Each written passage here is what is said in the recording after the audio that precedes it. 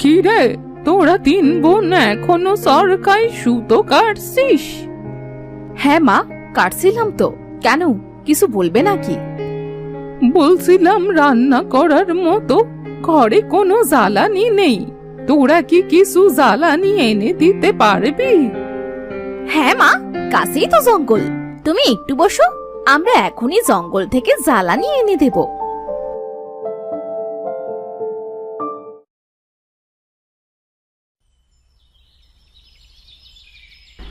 হ্যাঁ রে ছোট, তাড়াতাড়ি কিন্তু বাড়ি ফিরে যেতে হবে।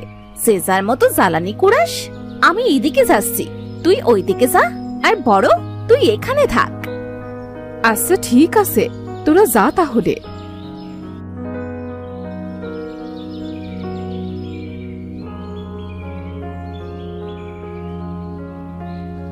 এই, তোদের হয়ে গেছে, এবার চল বাড়িতে যাই, আর জ্বালানি কুড়োতে হবে না।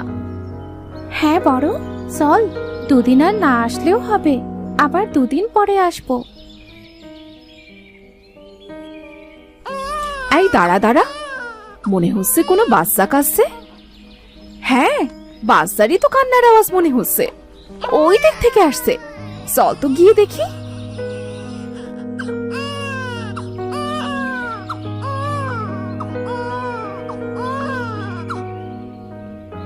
বোন, মনে হচ্ছে আমাদের আরো ভেতরে যেতে হবে, কান্নার আওয়াজটা তো জঙ্গলের গভীর থেকে আসছে।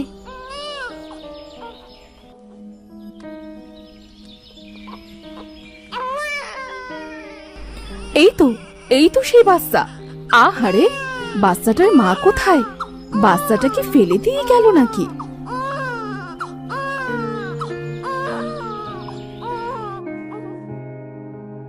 কই দেখি দেখি বাচ্চাটা। আহা, কত সুন্দর দেখতে। আর দেখ, কোলে নেবার সাথে সাথেই কেমন চুপ হয়ে গেল বাচ্চাটা।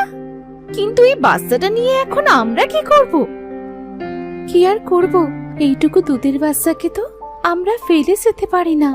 চল, আমরা সাথে করে নিয়ে যাই। হ্যাঁ কিরণ, তুই ঠিক বলেছিস, আজ থেকে আমাদের তিন বোনের এই একটা ছেলে, বুঝলি? আমরা একে খুব ভালোভাবে মানুষ করব। এবার কি হবে? আমরা তো বাঘের সামনে পড়লাম, আজ বুঝি আমাদের আর রক্ষে নেই। আমরা মরলে মরবো, কিন্তু এই অবুঝ শিশুটাকে আমরা কিভাবে বাঘের মুখে তুলে দিতে পারি?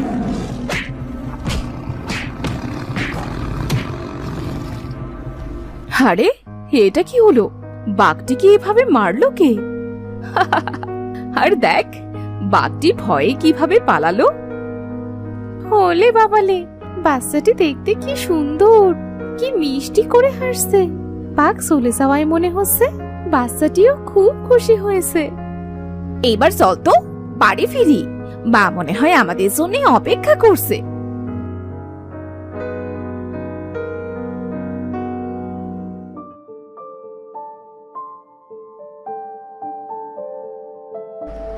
এই বাচ্চাটা কার? এটা আমাদের তিন বোনের ছেলে মা।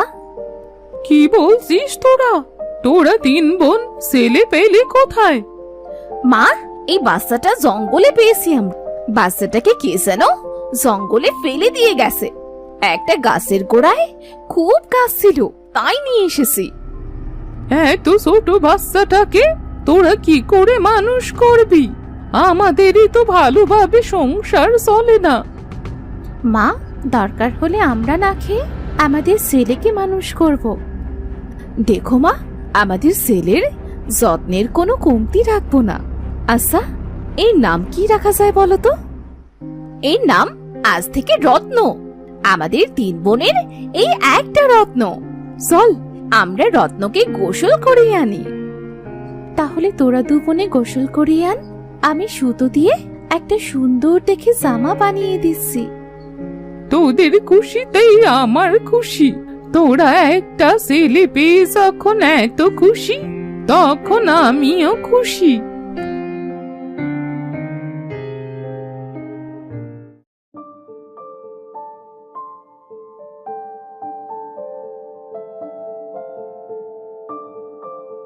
দেখ, আমাদের রত্নকে কত সুন্দর দেখাচ্ছে। চল, এবার আমরা ওর জন্য খাবারের ব্যবস্থা করি।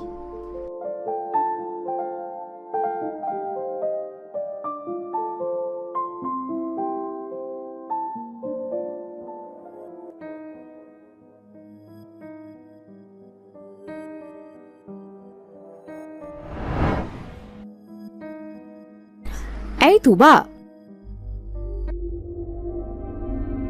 আমাদের কালো মুরগিটা তো কাল থেকে দেখছি না। মুরগিটা গেল কোথায় বল দেখি? তা তো জানি না। কেন, কাল বাড়ি আসেনি? না তো, বাড়িতেও তো আসেনি। যাই হোক, বাড়িতে আজ কিছু নেই। কি রান্না করব বল দেখি? আজ বিরিয়ানি আর মাংস রান্না করো মা। হলে বাবালে, বিরিয়ানি মাংস? বাবা রত্ন, আজ বাড়িতে তো কিছুই নেই। তোকে বিরিয়ানি মাংস 2 দিন পরে রান্না করে দেব, কেমন? আচ্ছা মা। এই তো আমাদের সোনা ছেলেটা।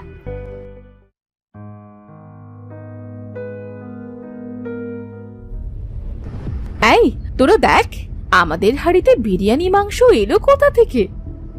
ও মা, তাই তো, কি হচ্ছে সব আমাদের বাড়িতে? যাই হোক, আমাদের রত্ন তো খেতে পারবে। সে দিয়েছে, তাকে অনেক ধন্যবাদ।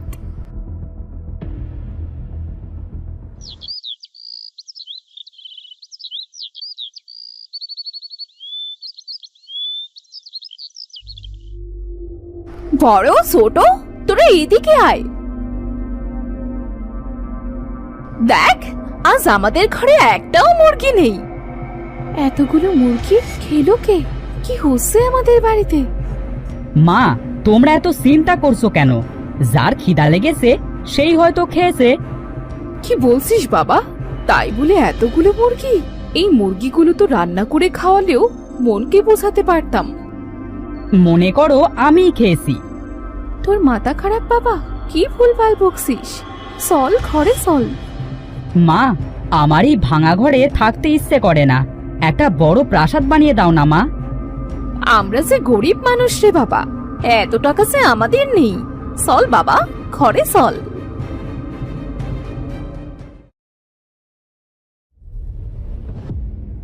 আরে বাপরে, মা মা, দেখো আমাদের কত বড় প্রাসাদ হয়ে গেছে।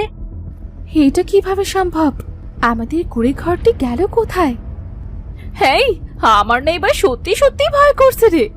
আমাদের সাথে এমন কেন হচ্ছে? মা, তোমরা বাড়িটা ঘুরে দেখতে লাগো, আমি একটু বাইরে থেকে ঘুরে আসি।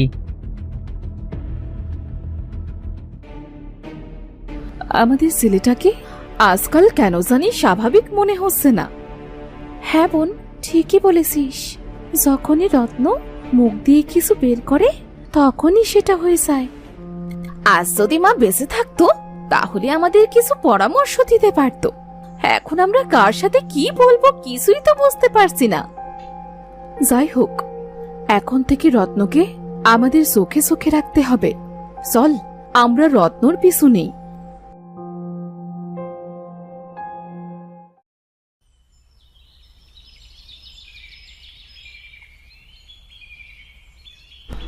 বড় মেজো, আমাদের ছেলেটা তো দেখছি জঙ্গলে যাচ্ছে। চল আমরাও জঙ্গলে যাই, না জানি ছেলেটা আবার কোন বিপদে পড়ে।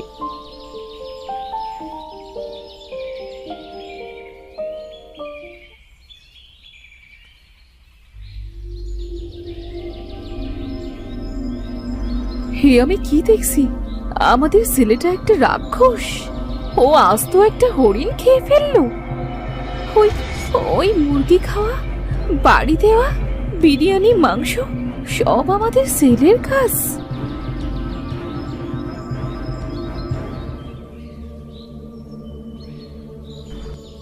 মা, বাঁচাও, আমাকে বাঁচাও মা। তোমরা কোথায়? আমাকে কে যেন নিয়ে যাচ্ছে। আমি তোর মা বাবা, আমার সাথে চল। দাঁড়াও, আমাদের ছেলেকে ছেড়ে দাও। ও আমাদের ছেলে না, এ আমার ছেলে। আজ থেকে 5 বছর আগে একে আমি হারিয়ে ফেলেছিলাম। মা, আমি তোমাদের কাছে যাব।